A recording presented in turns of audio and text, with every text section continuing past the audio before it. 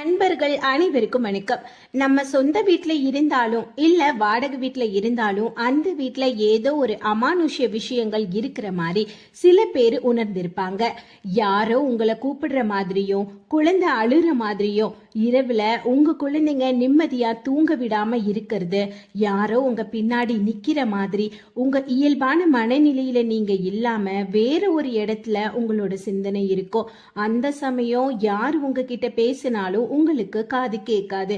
இந்த உலகத்துல நம்மனால முடியாத மனித அறிவுக்கும் அறிவியலுக்கும் எட்டாத ஒரு சக்தி இருக்கு.